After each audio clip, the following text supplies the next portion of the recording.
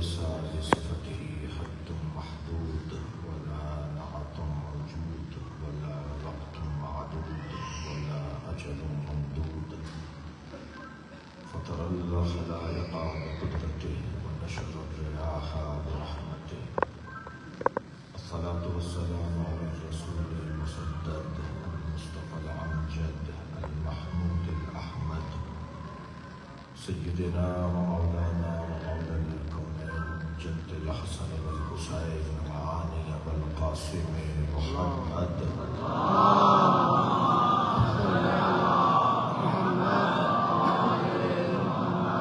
وآله الطيبين الطاهرين المعصومين الذين قال الله. السلام علیکم ناظرین کرام، اس وقت مجلس عزا جاری ہے صحن فاطمیہ میں، جہاں پر علامہ شہنشاہ حسین نقوی پاکستان کے ہزاروں مومنین کو خطاب فرماتے ہوئے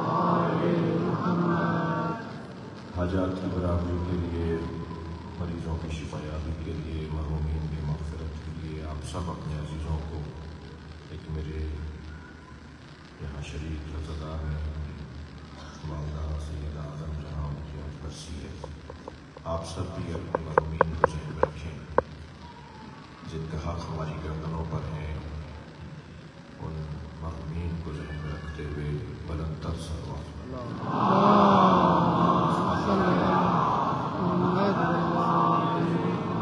ان مرحومین کا جنہوں نے ہمیں سکھایا ہے، پڑھایا ہے، ہمیں عزائی نظام دے کر گئے ہیں، ہمیں ولایت اہل بیت دے کر گئے ہیں، انہیں جنہوں نے ہمیں محبت اہل بیت کے سلیقے اور طریقے سکھائے ہیں، خاص طور پر اس حرم کی حفاظت میں جن لوگوں نے اپنی جانیں دی ہیں، ان سب کو مد نظر رکھتے ہوئے ایک اور بلند صلوات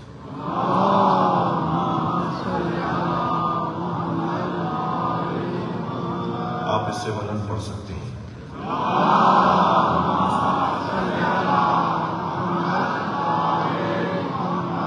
اور بھی بلند، اور بھی بلند۔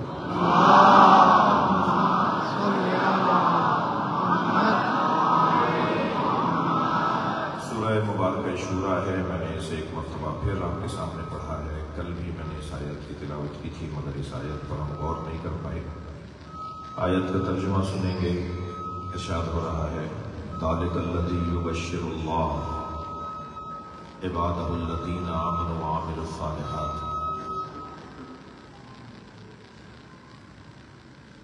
ذَلِكَ الَّذِي يُبَشِّرُ اللَّهُ عِبَادَهُ الَّذِينَ آمَنُوا وَعَمِلُوا الصَّالِحَاتِ، یہ وہی عظیم بشارت ہے جو اللہ نے اپنے ان بندوں کو عطا کی ہے جو صاحبان ایمان بھی ہیں اور صاحبان کردار بھی ہیں، یعنی اللہ مومنوں کو اور باکرداروں کو بشارت دینا چاہتا ہے۔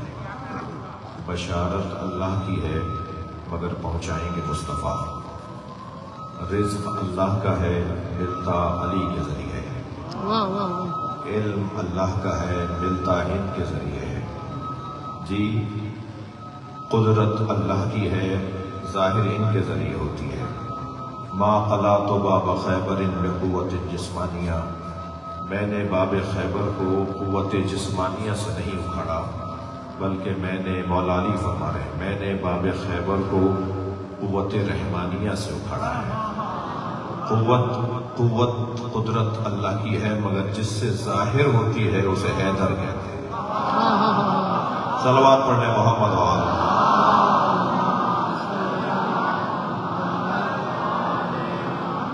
علم اللہ کا ہے ظاہر ان سے ہوتا ہے، قدرت اللہ کی ہے ظاہر ان سے ہوتی ہے۔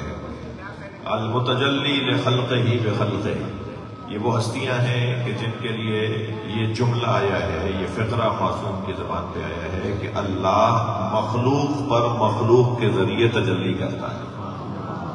اللہ اپنا جلوہ دکھاتا ہے مخلوق کے اوپر۔ وہ کون سی مخلوق ہے جس میں جلوہ دکھاتا ہے؟ وہ ہمیں۔ وہ کس مخلوق کے ذریعے سے جلوہ دکھاتا ہے؟ وہ مولا علی، وہ جناب زہرا ہے، وہ نبی مکرم سب سے پہلے، اور پھر تمام ائمہ اہل بیت ہیں۔ تو یہ اللہ کی چیزیں ہیں جو ان کے ذریعے سے ظاہر ہوتی ہیں۔ یہ واسطہ فیض ہے، یعنی رحمت اللہ کی ہے، آتی ان کے ذریعے سے ہے جی، علم اللہ کا ہے، آتا ان کے ذریعے سے ہے۔ اس آیہ کریمہ میں بشارت اللہ کی ہے، مگر اللہ کہہ رہا ہے قل، اے میرے حبیب آپ کہہ دیجیے۔ اللہ خود نہیں کہہ رہا، بشارت اللہ کی ہے مگر کہہ رہا ہے قل۔ توجہ ہے بسم اللہ۔ میرے دوست ہیں بیٹھ جائیں تو میں سب آپ کو مدد کریں، ذرا مجلس کر رہے ہیں۔ ایک صلوات پڑھیں ذرا محمد والا۔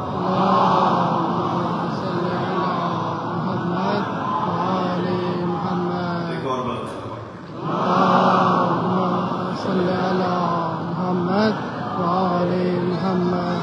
اور بھی بلند صلوات پڑھیں۔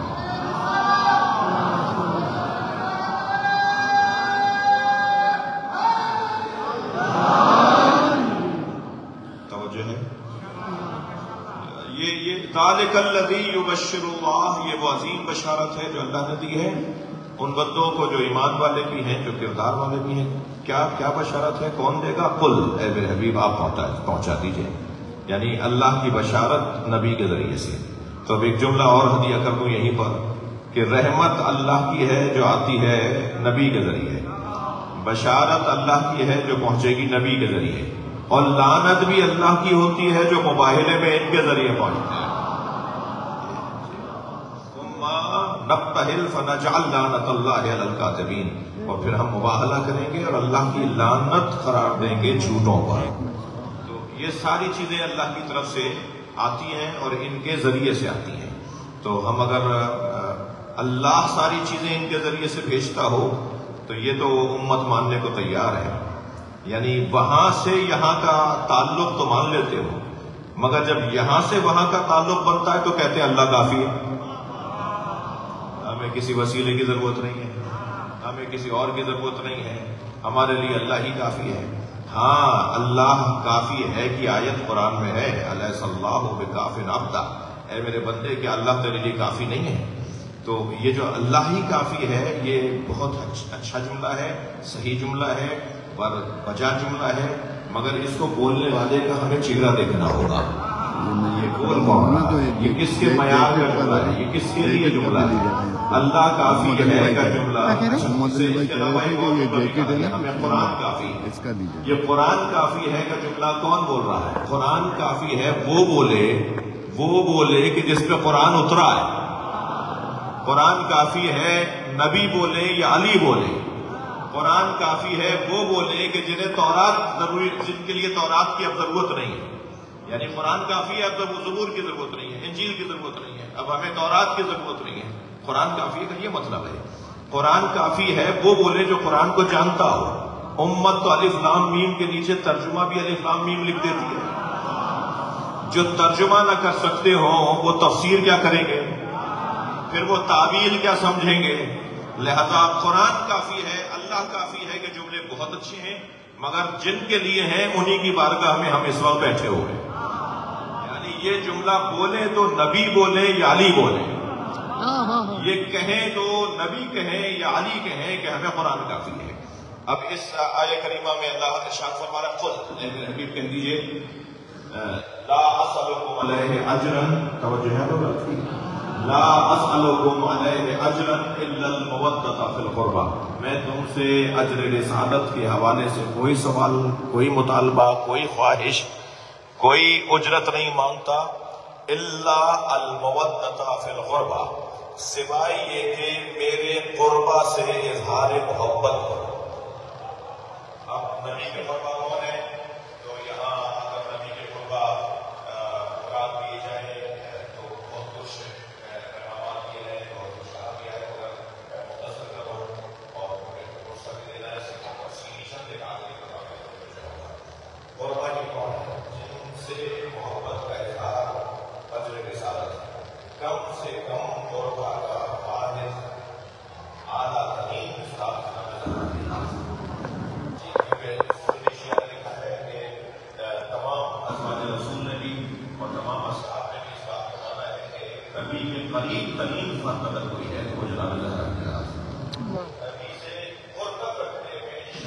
اگر کوئی وجود ہے تو وہ جناب زہرا کی ذات.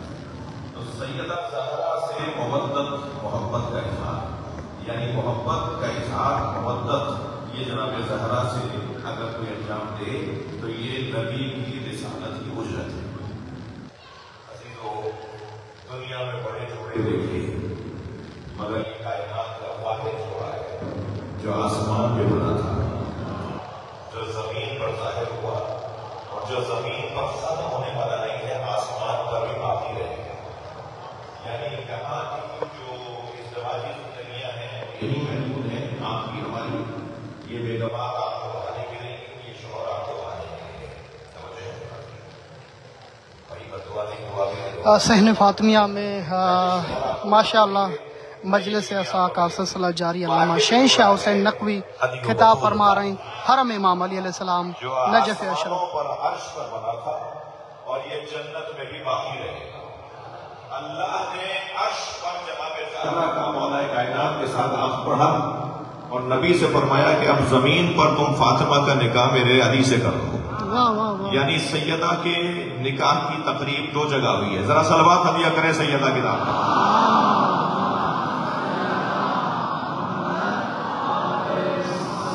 کہ عقد کی تقریب ایک عرش پر ہوئی ہے. اللہ نے 70,000 فرشتوں کو گواہ بنایا اور سیدہ کا نکاح پڑھانے کے بعد سیدہ سے پوچھا کہ فرمایا کہ میں نے تمہارا نکاح علی سے پڑھا دیا ہے. میں نے جب یہ روایت پڑھی مولانا تو میں اپنے استاد کی خدمت میں گیا کہ نکاح سے پہلے پوچھا جاتا ہے نا دلہن سے. یہ اللہ نے نکاح پڑھانے کے بعد جناب زہرا کو اللہ بتا رہا ہے کہ میں نے تمہارا نکاح علی سے کر دیا ہے. تو میرے استاد مسکرائے اور فرمانا کہ تمہیں آج تک راضیہ مرضیہ سمجھ میں نہیں آئی؟ جو راضیہ مرضیہ ہو، جس کی مرضیاں ہوں ہی نہیں مگر جو مرضی ہو وہ اللہ کی مرضی ہو. صلوات پڑھنے سیدہ کی رات پر.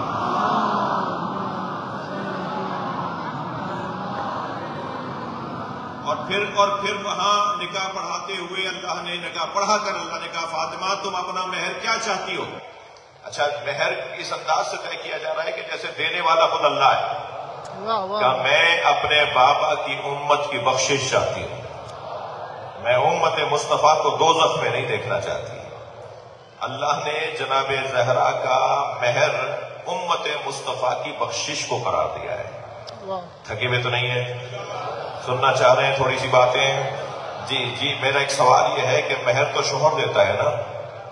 کون دیتا ہے مہر؟ دے دیا آپ نے یا نہیں؟ آپ سے پوچھ رہا ہوں، آپ نے مہر دے دیے؟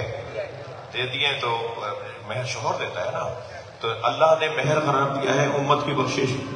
کون بخشوائے گا؟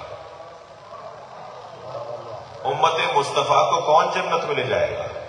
سیدہ کا مہر ہے امت مصطفیٰ کی بخشش اور مہر دیتا ہے شوہر.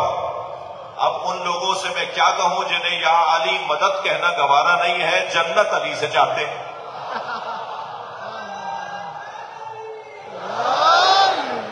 کیسے انہیں سمجھایا جائے کہ بغیر علی کے تو تم جنت کی خوشبو بھی نہیں سونگ پاؤ گے؟ 50,000 میل کے فاصلے سے، 50,000 سال کے فاصلے سے جنت کی خوشبو آنا لگے گی. جب جنت کی طرف امت بڑھ رہی ہوگی تو 50,000 سال اور وہ نوری سال اور وہ اتنے فاصلے سے جنت کی خوشبو آنا شروع ہوگی اور اسے جنت کی خوشبو نہیں آئے گی جس کے دل میں علی کا بغض پایا گیا. علی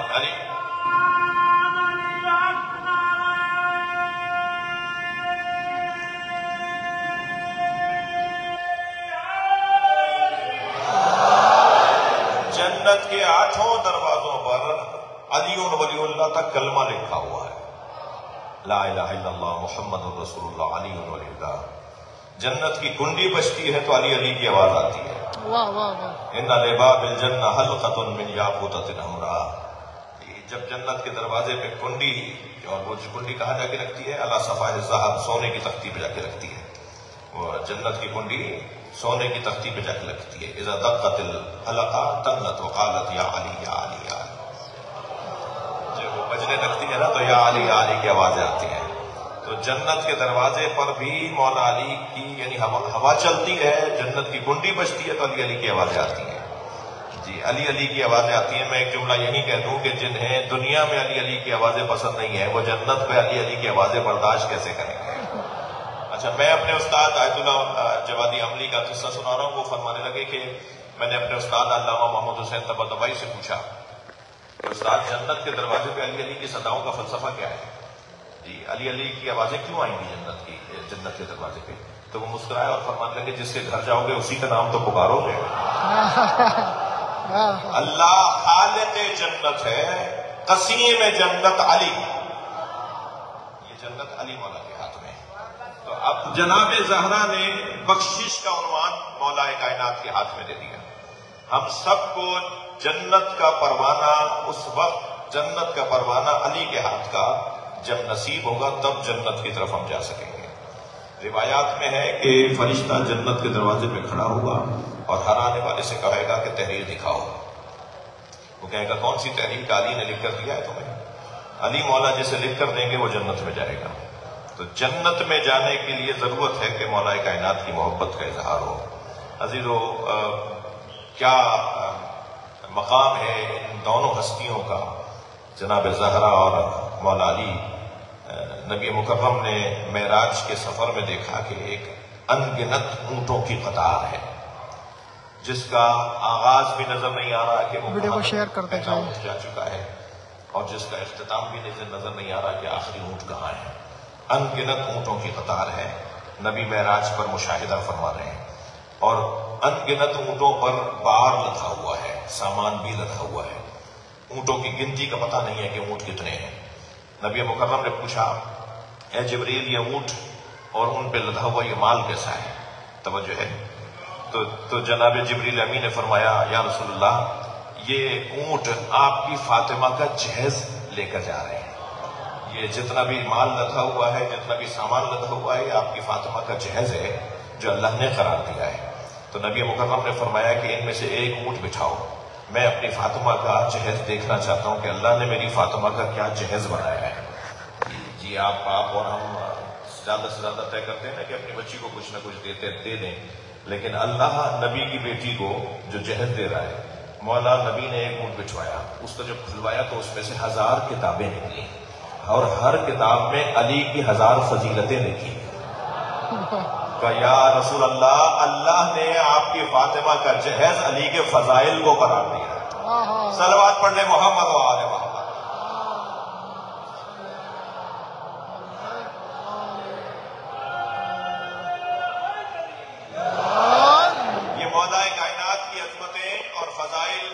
کہاں سے بات شروع ہو کہاں بات ختم ہو، اتنا طے ہے کہ جناب زہرا کا مولا علی کے ساتھ جڑنا، ان کا تعلق، زوجیت کا تعلق، یہ مولا کائنات کے فضائل میں سے ایک فضیلت ہے. لولا علی لما کان لفاطمہ کفء علی وجہ الارض. اگر علی نہ ہوتے تو فاطمہ کا کوئی شوہر نہ ہوتا. یعنی جناب مریم کا کوئی ہم پلہ نہیں تھا نا، تو جناب مریم کی شادی نہیں ہوئی. اگر مولا کائنات نہ ہوتے تو جناب زہرا کی بھی شادی نہ ہوتی. مولا کائنات برابر ہیں، مولا برابر ہیں جناب زہرا کے ساتھ. دنیا کا کوئی جوڑا برابری کی بنیاد پہ نہیں بنتا بھائی. ہم بول دیتے ہیں دل رکھنے کو کہ ایک جیسے ہیں، توجہ ہے، مگر کوئی کسی کے برابر نہیں ہوتا. حتیٰ کسی نبی کی زوجہ ان کے برابر نہیں تھی. ہمارے نبی کی تمام زوجائیں، خاص طور پہ جناب خدیجہ الکبریٰ سلام اللہ علیہا، اتنا بڑا مقام رکھتی ہیں مگر نبی کے برابر نہیں ہے. تو پھر کون سا جوڑا ہے جو برابری کی بنیاد پہ بنا ہے؟ کائنات میں بس ایک ہی جوڑا ہے جو برابری کی بنیاد پہ بنا ہے، اور وہ ہے علی و بطول کا جوڑا. ہر اعتبار سے دونوں برابر ہیں. علم میں دونوں ایک جیسے ہیں، تقوی میں دونوں ایک جیسے ہیں، شجاعت میں دونوں ایک جیسے ہیں، سخاوت میں دونوں ایک جیسے ہیں. ہر اعتبار سے دونوں کی طہارت میں دونوں ایک جیسے ہیں. عزیزو، سمجھ میں جو نہ آئے اسے فاطمہ کہا جاتا ہے، جسے سمجھ نہ پائے اسے فاطمہ کہا جاتا ہے. نہیں ہو سکتا کہ کسی بیوی کے بچے کی آمد ہو، کسی بیوی کی گود میں، کسی خاتون کی گود میں کسی بچے کی آمد ہو اور وہ بیوی فوراً نماز پڑھے. جو بچے کی آمد کے فوراً بعد نماز پڑھے اسے بطول عذرا فاطمہ کہا جاتا ہے. امام امام حسن دنیا میں تشریف لائے، کچھ ہی دیر کے بعد نماز ظہر جناب زہرا نے پڑھی۔ یہ طہارت اور قتل ہونے اور بطول ہونے کی دلیل ہے، جس کے ہاں ایک لمحے، ایک دھاگے اور ایک سوئی کی نوک کے برابر بھی نجاست کا گزرنا ہو، اسی کو بطول کہا جاتا ہے۔ واہ واہ واہ، کیسے سمجھیں گے؟ جو سمجھ میں آ جائے وہ فاطمہ نہیں ہے۔ فتحت ان معرفتھا، اسے پوچھا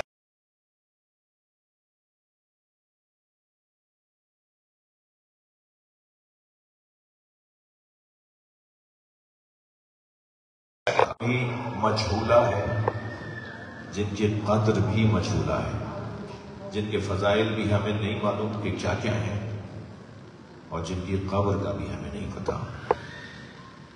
مدینے میں چلے جاؤ، یا جنت البقیع میں سلام کر لو، یا محراب اور ممبر کے درمیان سلام کر لو، یا کھڑے ہو کے نبی کے حجرے کے، بی بی کے حجرے کے سامنے، جہاں نبی دفن ہے، جہاں نبی کا مزار ہے، جہاں زری ہے، جالی ہے نبی کی، وہاں کھڑے ہو کے سلام کر لو۔ بی بی کی قبر کا پتہ نہیں ہے، مخفی رکھا ہے، چھپایا ہے قبر زہرا کو۔ میں جنت البقیع میں قبر حضرت ام البنین مادر عباس علیہ السلام کی قبر پہ کھڑا تھا، زیارت کر رہا تھا بی بی کی، کہ جنت البقیع کے مرکزی دروازے سے لبنانی حاجیوں کا قافلہ داخل ہوا، جو ایک نوحہ پڑھتے ہوئے آ رہے تھے، اے مادر عباس، ہمیں تمہاری قبر تو مل گئی، مگر ہمیں حسین کی ماں کی قبر بتا دو۔ یہ جو حکمت ہے، یہ جو حکمت ہے کہ کیوں بی بی کی قبر کو مخفی رکھا ہے، تاکہ سیدہ کا چاہنے والا معرفت کے میدان میں ہمیشہ اس بیوی کو ڈھونڈتا رہے، ڈھونڈے کہ کہاں ہے۔ بی بی کی قبر ہمارے سینے میں ہے، بی بی کی قبر ہمارے دل و دماغ میں ہے۔ بی بی کی قبر امام زمانہ آ کے بتائیں گے، جب اپنی جدہ جناب زہرا کی قبر پہ کھڑے ہو کے سلام کریں گے نا، تب امت کو پتہ چلے گا کہ جناب زہرا کہاں دفن ہے۔ ایام فاطمیہ، آج کی مجلس کا عنوان بھی جناب زہرا کے مصائب کا بیان ہے، جگہ بھی اللہ نے ہمیں ایسی دے دی ہے۔ میرے بھائی جناب موسیٰ رضا، ان کے رفقا، پوری ٹیم دعاؤں کے لیے مستحق ہیں کہ ہمیں اس نئے تعمیر شدہ ہال میں یہ موقع نصیب ہو رہا ہے۔ ہم جب یہاں سے واپس ہوں گے نا تو روتے ہوئے مولا علی کی زری پہ جائیں گے۔